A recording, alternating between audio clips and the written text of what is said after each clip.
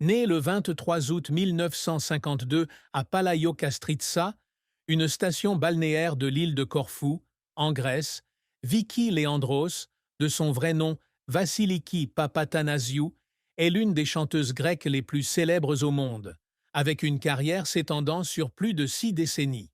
Fille du chanteur, auteur-compositeur et producteur Leandros Papatanasiou, alias Léo Leandros, et de Boubou Papatanasiou, elle a grandi dans une famille d'artistes.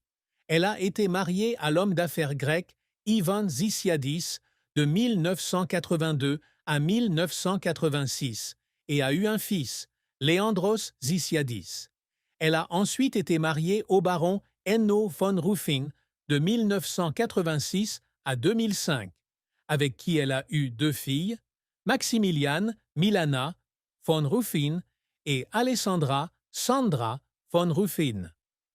À 72 ans, Viki Leandros est toujours une icône musicale avec plus de 55 millions de disques vendus dans le monde. Mais derrière les projecteurs se cachent une douleur profonde, des secrets silencieux et un voyage émotionnel.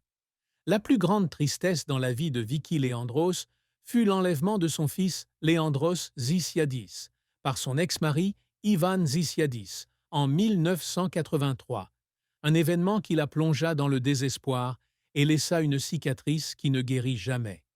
Leandros, également connu sous le nom de Léo, né en 1980, a été sa plus grande joie lorsqu'elle est devenue mère à l'âge de 28 ans.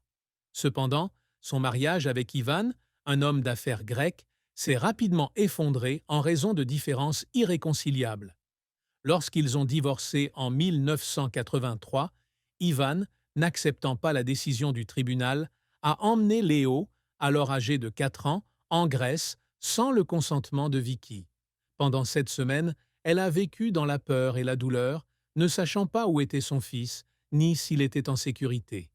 Elle se souvient des longues nuits passées à Hambourg, assise près du téléphone, priant pour avoir des nouvelles, tandis que les médias allemands et grecs couvraient l'événement, le qualifiant de l'enlèvement d'une star.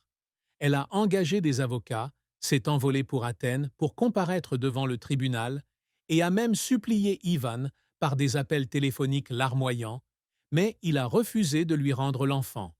Finalement, après d'intenses batailles juridiques, le tribunal allemand a accordé la garde à Viki et Léo a été renvoyé à Hambourg. Au moment où elle a tenu son fils dans ses bras à l'aéroport, elle a pleuré, mais la joie des retrouvailles n'a pas pu effacer la douleur des semaines de perte de son fils.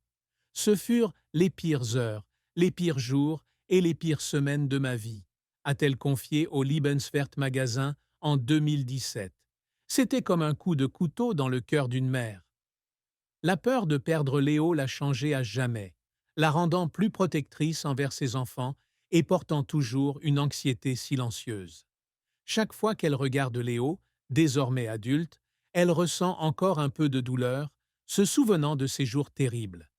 La carrière de Viki Leandros a été un voyage de plus de 60 ans, rempli de grands succès, d'échecs mémorables et d'efforts qui l'ont fait pleurer de joie et de pression.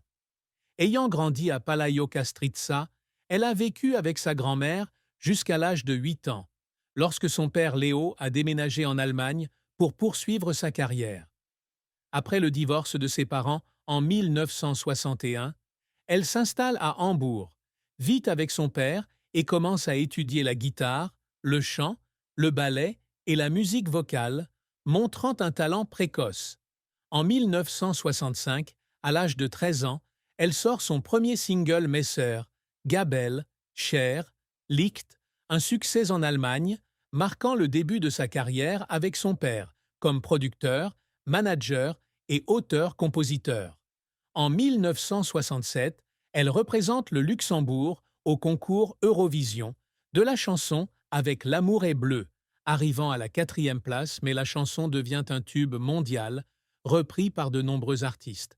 Son grand succès arrive en 1972, lorsqu'elle remporte l'Eurovision avec Après toi, également pour le Luxembourg, qui se vend à des millions d'exemplaires dans le monde entier et la propulse au sommet de sa carrière.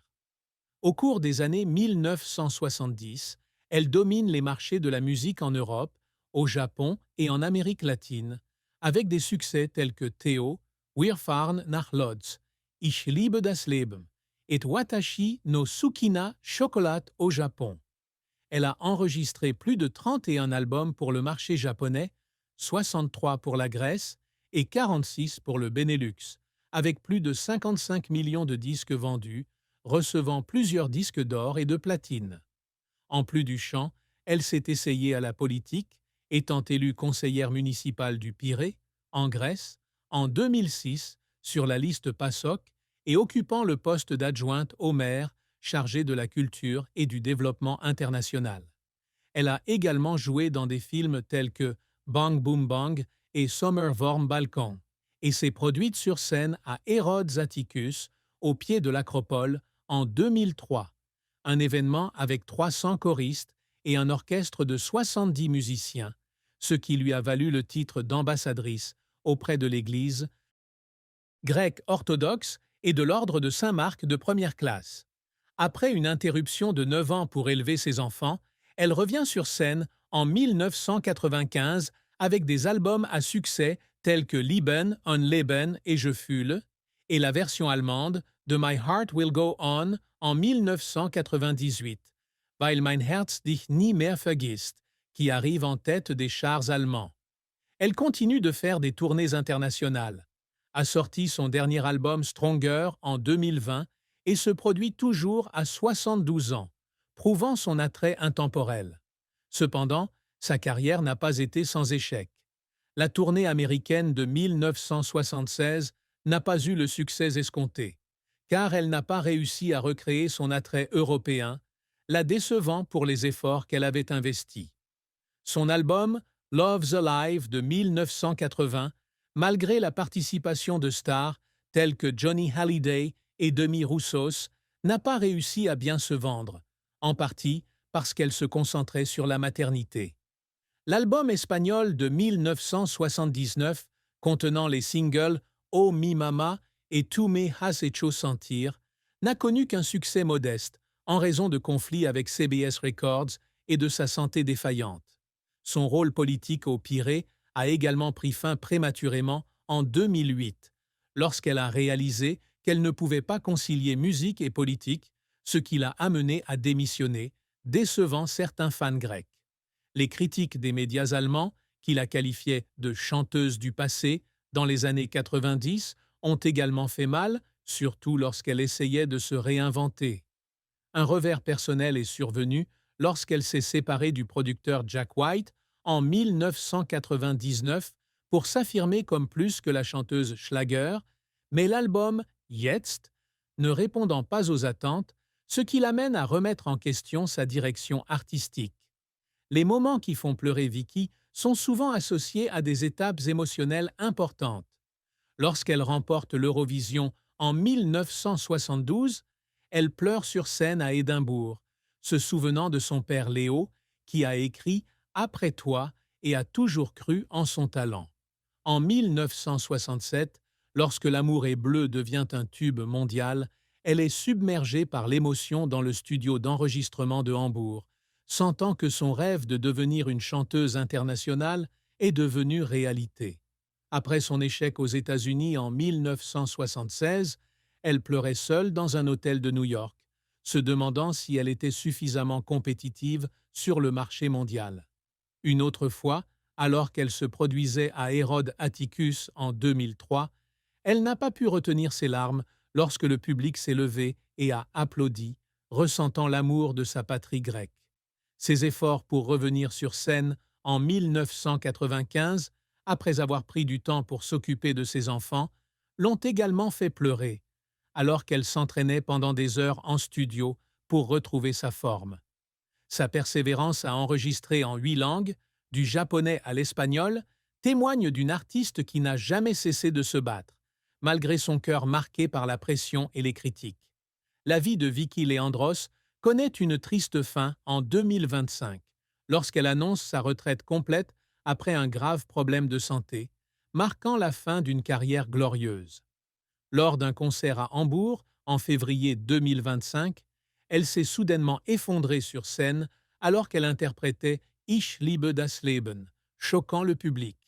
Elle a été emmenée à l'hôpital universitaire de Hambourg, où les médecins lui ont diagnostiqué une insuffisance cardiaque, en partie causée par le stress d'un programme de tournée épuisant et des années de lutte contre la pression publique. Bien que l'opération ait réussi, le médecin lui a conseillé de se reposer complètement et d'éviter toute activité physique. La décision de prendre sa retraite a été un choc, car elle n'a publié qu'une courte annonce sur son site officiel, remerciant ses fans et exprimant sa tristesse de ne pas pouvoir continuer à chanter. Elle est retournée dans sa maison tranquille de Hambourg-Harvestehude, passant du temps avec ses petits-enfants et écrivant ses mémoires, mais sa santé défaillante l'a empêchée de participer aux activités qu'elle aimait, comme visiter l'acropole ou faire du travail caritatif avec l'UNICEF. Dans une rare interview accordée à Bild en 2025, elle a partagé « J'ai chanté de tout mon cœur, mais maintenant, je veux juste entendre le rire de mes petits-enfants. » Cette déclaration, pleine de regrets, a marqué une triste fin pour une légende de la musique, laissant un vide dans le cœur des fans et de la douleur pour sa famille, qu'il a vu consacrer sa vie à l'art.